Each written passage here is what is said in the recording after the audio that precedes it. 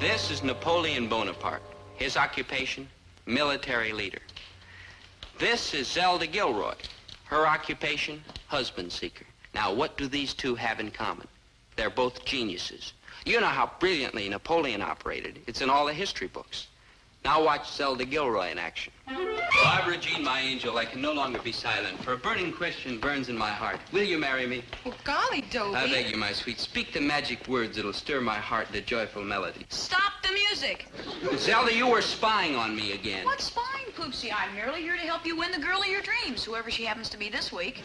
Come off it, Zelda. Stop me the second I say something wrong. Zelda. Young woman, I shall now show you good reason why you should marry Dobie. He's a solid, substantial citizen. True? True. So, if you marry him, he won't do strange, unpredictable things. Hence, your life will be quiet and relaxed with no wild, crazy kicks or excitement. True?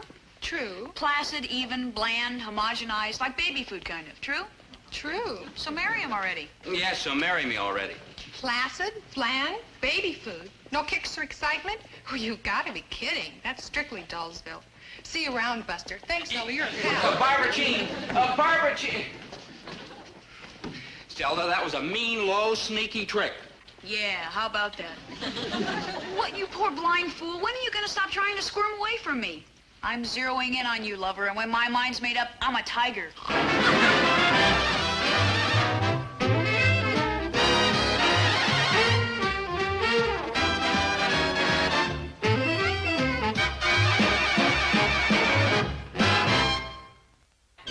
What's the use kidding?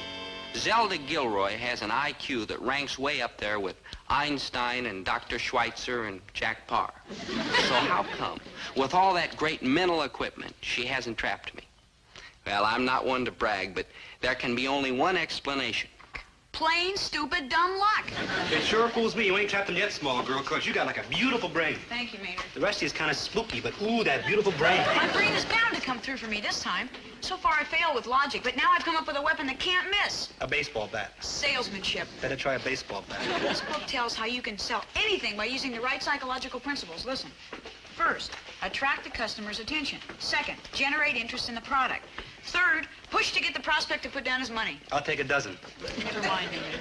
The same technique that sells a refrigerator can sell Dobie on the idea of marriage. Now look, Dobie's on his way over here now. I'm gonna go hide down the stairs and jump out at him. That's part of the first step. Attract his attention. Now don't tell him. It's gotta be surprised. Oh boy, I love surprises. Hi, Maynard. What are you doing? Waiting for old Zelda to pop up out of the stairs and surprise you. I wonder what Mom packed me for lunch. Hello, Poopsie. You notice anything different about me? You're wearing a new dress? Dobie. A new hairdo? Dobie. I give up, Zelda. What's different about you? Okay, you attracted his attention. Second, generate interest in the product. Right. And what a product. Exciting, novel, trustworthy. Guaranteed to provide loyal and devoted service for a lifetime. Third, push to get the prospect to put down his money. Yes, sir. You can make this fascinating little item your very own. Act now. Don't delay. Hurry, hurry, hurry. Well, Dobie? Well? I can't explain it, but all of a sudden I feel an overpowering urge to run out and buy a refrigerator. Ooh, that's Zelda. When it comes to tracking down her man, she makes the Northwest Mounted Police look like the Keystone Cops. With her around, I wasn't even safe in a classroom. Today, class, we're going to discuss a subject that is of great interest to all of you, marriage. I'm getting out of here. It's no use. I tied your shoelaces to the chair. Oh, come on now, Zelda. That's the most ridiculous story you've made up yet. I'm not going to sit here with Please, Mr. Gillis, no more clowning around. Now, can anyone in this class give me a concise definition of marriage? How about you, Mr. Krebs? I would like a definition that is well-reasoned and thoughtful, and I withdraw the question. That ain't kind of your diplomatship. You're all the time saying I don't know the answer. Thought you'd give me a chance. You're absolutely right, Mr. Krebs. Forgive me. You like forgiving. Like thank you. You like welcome. Can you answer the question? Like no. Like that's what I figured. And now to return from this voyage to a lost continent, Miss Gilroy, can you give us a working definition of marriage? Marriage is a divinely blissful contractual relationship that unites a loyal, hard-working, devoted female to a fortunate, happy forever after male, leading to supreme joy and rapture for both parties, especially the male. Any questions, Dobie? That's excellent, Miss Gilroy. That was my definition. Now would you like to hear my opinion? I have the feeling we just did. So much for romance. Now to marriage. In most societies, marriage is the commonly accepted, lasting relationship between the sexes. What he said. Now, what are the reasons that marriage is so widely accepted? Well, here are a few of them. In the first place, married people live 3.7 years longer on the average than single people. You hear that, Poopsie? A 3.7 years longer life to be happier in. All right, Zelda, two can play at your little game. 3.7 years. Hear that, Barbara Jean? As to income, married people make 14.4% more money than single people. Viva married people. Married people are better adjusted emotionally. They commit suicide 31.7% less often than single people. 14.4 and 31.7. You get that, lover? Marry me and you'll be wealthier and happier by a total of 46.1%. Hear that, Barbara Jean? Marry me and you'll be rich as a princess and do very little jumping off bridges. So we see that marriage brings more money, greater security, better job prospects, and sounder emotional health. All right, now let's open the subject for class discussion. What do you conclude from all this? What are your general views regarding marriage? Marriage is the most. Marriage is tops. Marriage is dreamy. Marriage is like nothing. Mr. Krebs, how can you say that? It's like easy. All you do is open your mouth and out it comes. Watch. Marriage is like nothing. Weren't you listening to the statistics I quoted? Sure. I figure I'll live 3.7 years less, earn 14.4 less money, and jump off bridges 31.7 more often. It's better that way. What's better about it? I'll be single. Bad thinking, Maynard. Dobie, marriage is super, and I was all wrong about it before. It's the most. It's the absolute ultimate. Oh, boy. Can I be excused, please, Professor? I want to go call this fellow from the Navy who proposed to me last week. I've been waiting long enough to tell him yet. Barbara Jean. Barbara Jean. Anchors away, matey. And now, turning to the psychological factors. You see that, Dobie? Sooner or later, they all run out on you, except me. So why don't you wise up, mister, and quit fighting? Never, Zelda, so long as there's breath in this frail body. Yeah, good buddy. Dobie, you are destined to be mine, and nothing will stop me. Nothing.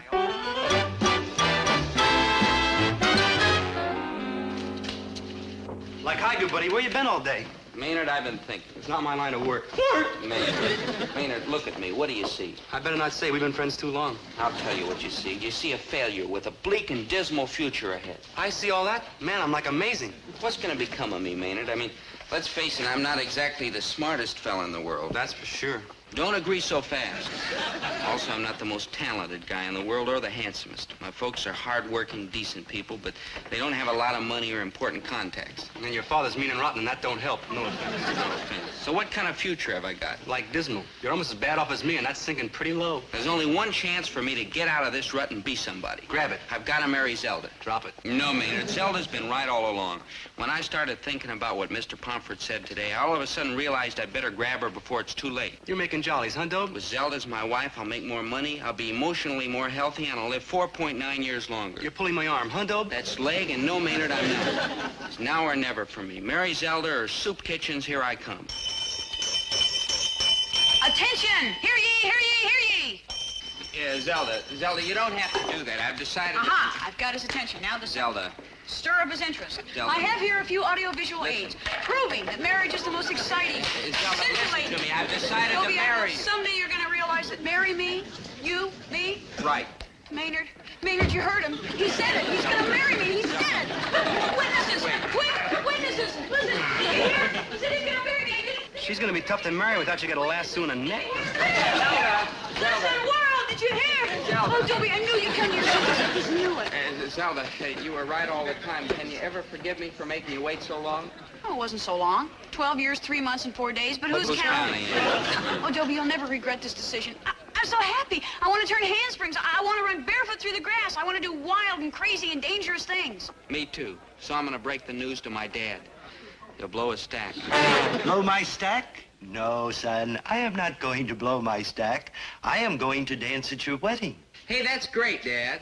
And after I have danced at your wedding, I shall go out into the alley and cut my throat. But that's no way to talk. How other way is there to talk for a kind, loving father who sees his well-beloved son turning into a knuckle-headed snook? Here, Dad, listen to me. Boy, why do you have to get married and fall into that miserable trap?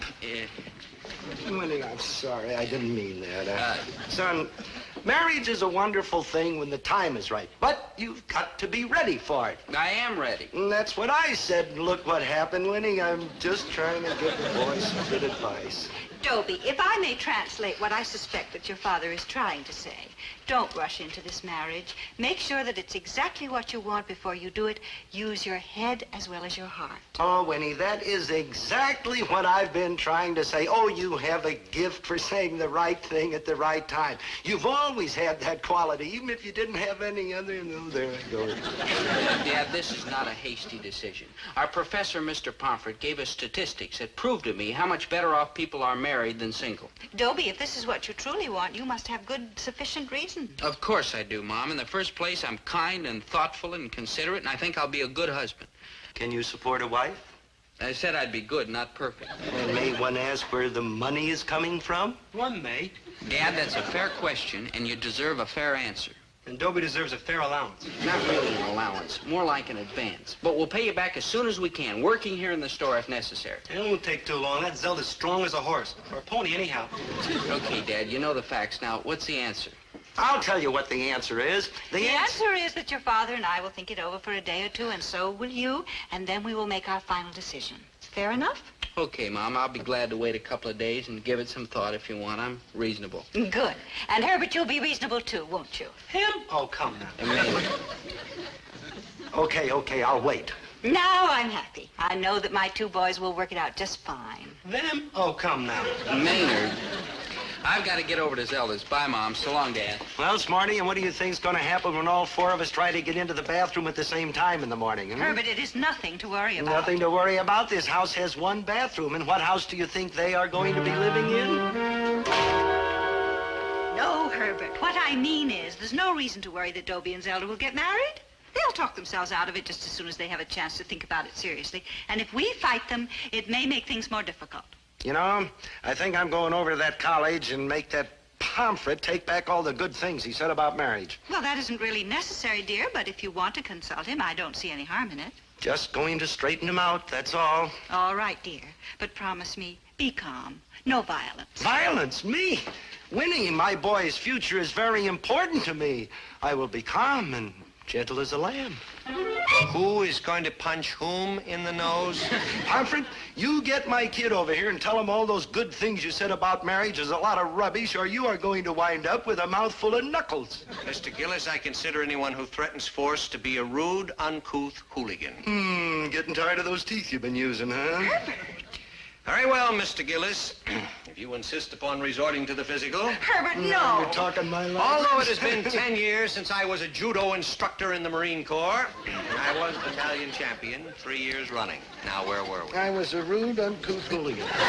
Right, you were. Yeah, but a rude, uncouth hooligan who's trying to save his son from getting caught in the same trap his old man got caught in. Herbert! Oh, Winnie, you know what I mean. Now, Mr. and Mrs. Gillis, the information I gave the class was not intended to make those young people go charging off to the nearest justice of the peace. Of course, we understand that. So, if you will bring your son and Miss Gilroy in to see me, I'll do everything in my power to prevent them from acting hastily. Oh, you're all hard, Pomfret. And I'm going to have those kids over here quicker than you can say, I do. I do. I certainly do want to hear what you have to say, Dad. Of course, I don't expect you kids to pay any attention to my advice. You probably look on me as an old fogey. Oh, no, Mr. Gillis, really, we don't. I do. But if you've got your heads made up to go through with this marriage bit, I think maybe first we ought to talk to somebody who knows all about that kind of stuff, see? And then we'll go along with whatever he says, okay? Yeah, good thinking, Dad. We'll find a completely impartial authority, but who? And now let's not rush into anything, see? Let's take our time. Let's go over and talk to that professor over at the school. What's his name? Pomfret? Oh, that's the guy, yeah. Hey, that's a great idea. Excellent choice, but he's Yeah. always so busy. When will he be able to see us? At 4:15, he's expecting us.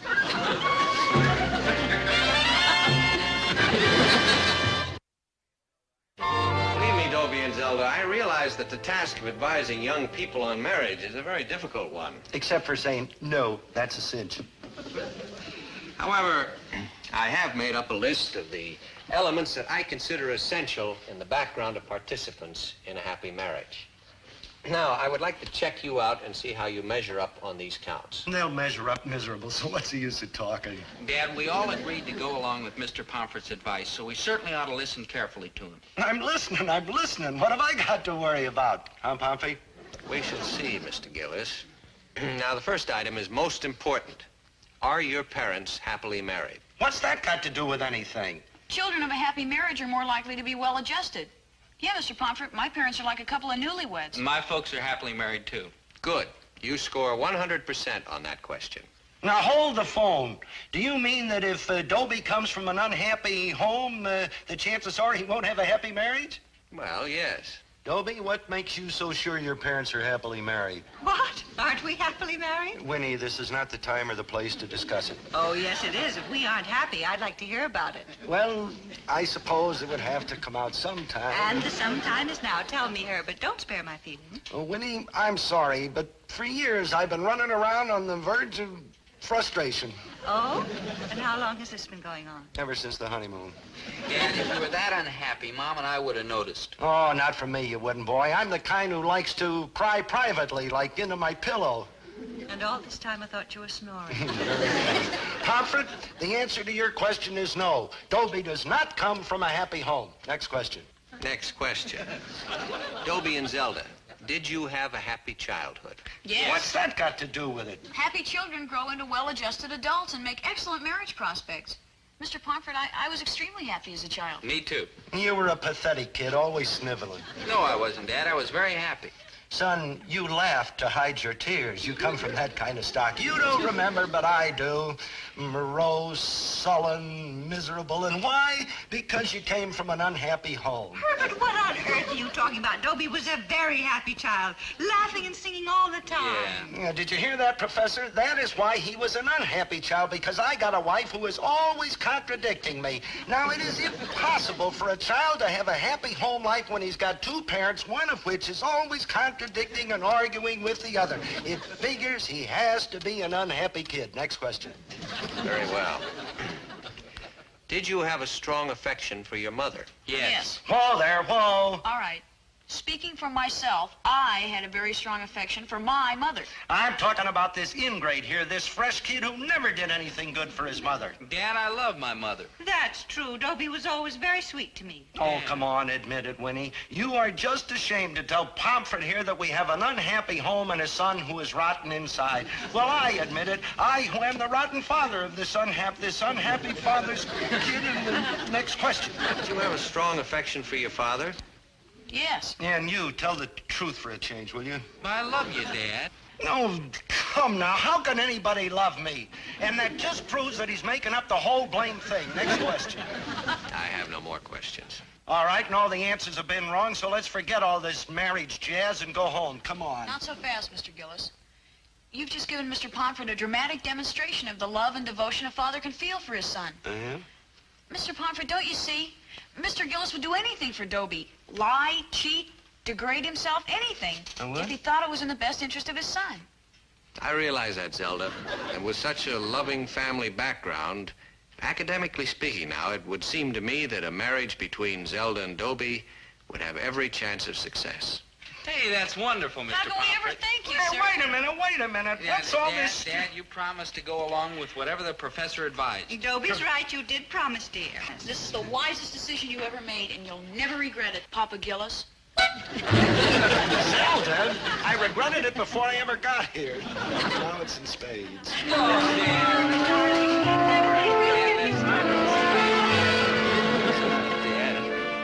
I'm taking down this picture of Napoleon Bonaparte. That's only fair, because Zelda's now in a class by herself. I mean, if she'd been with General Custer, there's no question that the whole thing would now be known as the Indian's last stand. She's unbeatable. So it's inevitable that the day is rapidly approaching when I will be saying two of the truly shattering words in the English language. I do. Yep, that's what I'm going to say over and like over. When they say, is there anybody who can give a reason why these two should not be married, I'm going to jump up and say, I do. I'm going to say, you're a bank robber, a safe cracker, a trunk murderer, and you got 3 traffic tickets in the last month, and if that don't work, I'm going to faint. I'm going to faint all over the place. I'm going to faint. I'm going to have to give you artificial inspiration. Maynard, that's respiration and enough. I'm marrying Zelda, and that's all there is to it. Ah, Zelda, my betrothed. How good to see you. Hi, Maynard. Maynard, how come you don't want me and Dobie to get married? Well, it ain't none of my business, so I'll tell you. Maynard, stay out of No, this. please, Dobie. I want to hear what he has to say. Well, ever since he got engaged, old Dobie ain't been the old Dobie used to be. Says who? Says me. I just said it. Didn't you hear me? Continue, Maynard. I want to hear this. Well, he used to go galloping around after chicks, you know, and pinching flowers off Miss Trigley's lawn to give him, and writing them poems that didn't rhyme, and singing under the windows in the middle of the night, and just acting like some kind of nut. No offense, old nut. All right, Maynard, since you insist on bringing it up, you're right. I did act like some kind of a nut. I was a perpetual schoolboy, always chasing after a rainbow I couldn't catch. But now that I know my future's with Zelda, I've started to act like a grown-up man. And it's about time, isn't it? I'm calm, I'm secure, I'm settled. You ain't settled, Dobe. You're like defeated, like scared, like playing it safe, and like copping out. Thanks, Maynard. Thanks a lump. You're like welcome, and another Goodbye, thing... Maynard. Maynard was just leaving. I was? You were. Oh, well, so long, Zell. So long, Dobe. Hey, I wonder how he knew I was leaving. I didn't even know I was leaving. Man, what an age we live in. Maynard means well, but sometimes he sees things kind of funny. Sometimes he sees things kind of better than anybody else. Dobie, why do you want to marry me? Huh? It's a simple question. I want to know why you want to marry me. Holy cow, Zelda, we went through all that several thousand times. Please tell me, Dobie. It's important. Well, sure, if you want. We grew up together. We respect each other. We get along. We laugh at a lot of the same things. We're good for each other. All true. Anything else? Well, I guess I could think of some more, but... What about love? Love? It's one word you didn't use. It's a word you've never used to me. Well, sure, I love you, Zelda, but it's a different kind, a quiet kind, a kind you don't run around shouting about. And you don't pinch flowers off Mrs. Trigney's front lawn for me either, do you? Zelda. Or write me crazy poems that don't rhyme. Or sing under my window in the middle of the night. Zelda, that's all romantic nonsense. Right. Maybe being romantic is something you grow out of. But how can I grow out of something I never had? Look, I never think of doing those goofy things now. Not with you. I feel differently about you, Zelda. Grown up, mature, settled. No, Dobie. Don't you see? I don't want you to feel grown up and mature and settled around me. I want you to feel young and goofy. I'm a girl. I'm entitled. But I just don't feel that way about you. Well, in that case, I just don't feel like getting married. Zelda, wait a minute. The wedding is off. For how long? Till when? Till my father has to chase you away from under my window in the middle of the night. Zelda. Till Mrs. Trigney has to build a great big huge tremendous fence around her flowers to keep you out. Till my mailbox is flooded with crazy poems and not one single word rhymes. I see what you mean, Zelda. You'll like it this way better too, Dobie dear. I'm sure of it. Yes, Zelda. I guess maybe I will. And, Zelda, I'll let you know when to start looking under your window. Thanks, Dobie. Dobie? Yes, Zelda? Don't wait too long, huh?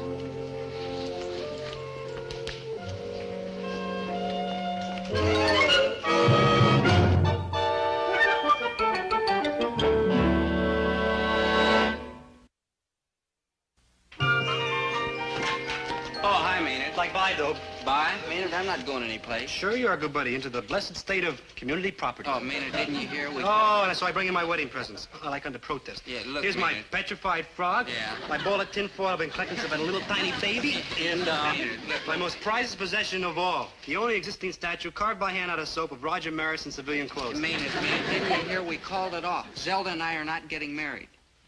Well, what do you say to that? Give me back my wedding presents, you false pretense. Dobie, I want to talk to you. Yeah, Zelda. Small girl, what would you do if somebody gave you the only existing statue carved by hand out of soap of Roger Maris in civilian clothes? Wash the dishes with it. Well, buddy, when you called it off, you done good. Sing. Zelda, look. Whoopsie, sing. Zelda, you promised you'd wait till I was ready. I am waiting. Zelda, this is waiting. You bet your boots. When you get that sudden urge to sing under my window in the middle of the night, I'm going to make sure you're on key, Buster. Zelda.